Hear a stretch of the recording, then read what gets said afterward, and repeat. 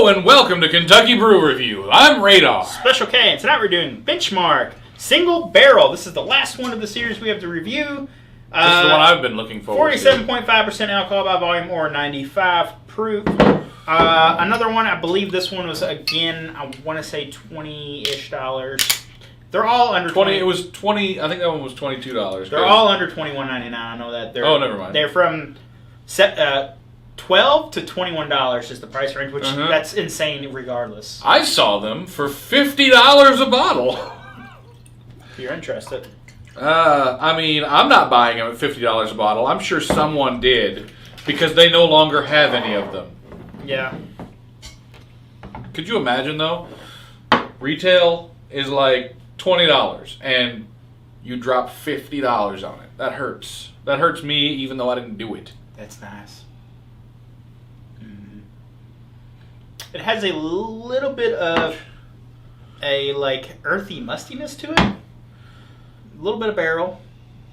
It's not very hot on the nose.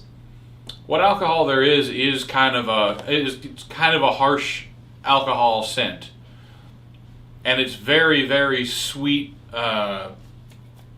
Sweet like sourdough bread. It's a very sweet, sour smell. I mean, we should probably just... But I think regular Benchmark is also pretty sour. Anyways, yes, I'm gonna try it as well. Now, coming off of 2 days ago, I had tried the Full Proof. Full Proof's my favorite, one of my favorites. But this one's good. It's really good. It's not actually alcoholic tasting until you actually swallow it. Mm-hmm. When that first sip almost had no flavor at all. It was sweet. It was like a little bit of a spicy hot scent or flavor. Then as you hold it in your mouth, you start to get like lots of barrel and lots of cinnamon. That was a really interesting first taste, though. I was kind of confused. It has so. If you're not familiar with Benchmark, it was originally a budget bourbon. So you're talking the original Benchmark. You're talking $10 or under. As cheap as I've seen, as cheap as $8. Yep, like $8.50ish. Yeah, that's a really good price to look for. So that was the original Benchmark. Then they came out. It was pretty popular because for the price, I mean, it destroys a lot of $14 and $15 bottles. It hurts a lot. So they came out with this series, and again, all these are under $20, $25. If you've been familiar with the show, we've talked about this many times. I don't think they're making these anymore, though. They are. It's just a supply and demand thing. They just don't have enough supply for the demand kind of thing. Hoping that they pick that up. That'd be nice. So this one, it's sweeter than the basic Benchmark. It's not quite as sweet as the Full Proof. It doesn't have as much barrel as you would expect from a lot of bourbons. But it's very, very mild. But it's not so mild. It's not so mild as mild like Scotch mild, like for a Jameson, how mild that is. It's not that mild. It still has a good sweetness. It has a good earthiness coming from the barrel. It's a solid bourbon. I was honestly expecting it to be a lot more aggressive than it is. I agree. For being a single barrel, what it is when you actually drink it. It gets you the bourbon tastes that you're expecting, but they're all very small. Right. They feel very small. I was really expecting barrel. All the flavors that you're expecting. Just I really expected to be hit with wood, barrel character. And with Benchmark being aged, I think it's under 4 or 5 years. Mm-hmm. I think it's between 3 to 5 years. This might be longer. I think it's between 3 to 5. I think all of them are. I don't think. I don't know. I don't work there. I couldn't tell you for sure, but I'm almost positive it's between 3 and 5 years.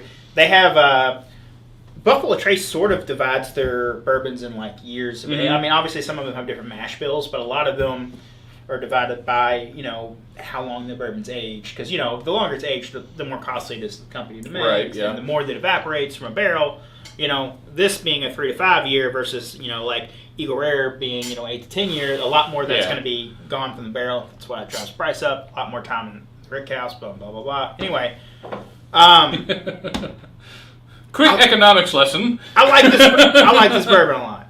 I think it's very serviceable. I think they absolutely killed it with the series all the way through. Mm-hmm. They had one that was, I thought it was kind of average. Yeah, but the rest of them, I can't remember which one that was. Wasn't it the? I want to say it was bonded. Or small batch, one of those two. Yeah. I want to say it was bonded. I was pretty prepared to try the bonded one, and then we tried it, and it was like, nah. Yeah, but solid. Give it a score. You go first. I really wanted it to be more punchy, but at the same time, the flavors are all fantastic. They're just kind of condensed and small. For that, I am going to downgrade it a little bit. I'm going to give it a 7.5. I'm going to go with an 8, and I'm taking a half point off for availability. That's it. Availability is also an issue. It's not perfect, but I mean, there's absolutely nothing in this price range that, is this good. That's very true. I mean, for a few bucks more, you can get 4 rows of small batch when you're going to that pet. Like, we're talking like $7 more. Mm-hmm. That small batch is going to be better than this, but like, again, the value of these bourbons is stellar and the quality. Yeah. And it's also fun to get single barrels because you can have several bottles of single barrel. If you bought them far enough apart, they're probably going to taste at least slightly different than each other. So I will say the Coke has brought out a lot more of the wood, which is nice. It's a lot more woody. It smells like an old barn. Yeah. It's an old dry barn. It's kind of weird how it's there's less of everything except for wood. I think there's still exactly the same amount of wood character. Yeah. Everything else is gone. Coke has always been good about bringing out wood. Mm-hmm. Ooh, very earthy now. A lot more earthy. Yeah, that's interesting. Earthy and caramel. It's a very solid mixer, and normally I would say, quality bourbon, I probably wouldn't mix it, but this is a $20 bottle of bourbon, so I feel less bad about mixing it. And honestly, it mixes quite well. This could make a very good sour, whiskey sour, an old-fashioned. I think... just a little bit of lemon? It's as good mixed as straight. I'm going to go with an 8 on it. I like it. That earthiness is... it's nice. Yeah. I think it is better as a mixer, honestly. So? I'm going to give it an 8 as well. It doesn't taste ultra woody still, but that earthiness really touches me in a good way. Does it give you the good touch or the bad touch? It gives me the good touch. Gives you the good bad touch. The good bad touch, yes. Well now. I think it's good either way. I really just wanted it to be more punchy. Look, unfortunate. Go out and get yourself a bottle of regular Benchmark if you can't get these. It's sort of like skeleton. It's a good skeleton for these. You know what I mean? It's like the base. It's like sort of like a base. Because all these are just essentially improved versions of the base Benchmark. Kind of. None of them are as sour. That Benchmark, regular Benchmark, it's got a very, very bourbony sour taste to it. If you don't like the sour character of bourbon, then you're going to have a rough time. Otherwise, I think Benchmark is great. I mean, I can't think of anything in that price range that's even close. So, not even a little bit. Do you recommend it? Yeah, I do. If you can get it for $20. If you can't get it for $20, if you can get it under, I would say under 25. Maybe don't. Under 25, because I feel like in Kentucky we do get a little bit of a discount being here. So I'm going to say if you can get this bottle under 25, get it. If it's more than that, then they're price gouging. If you're in a mom and pop shop, I would have no problem paying $25 for this, But if you're... If I was in a mom and pop shop, I wouldn't feel bad about paying $30 for this. But if I'm at Liquor World, I don't know if the Liquor World exists, but if one did. There's lots of them. That's how the show started. Liquor World, by the way. Still Reserve. It was called Liquor World? Still Reserve understands what I'm saying. Liquor Mart. I don't know.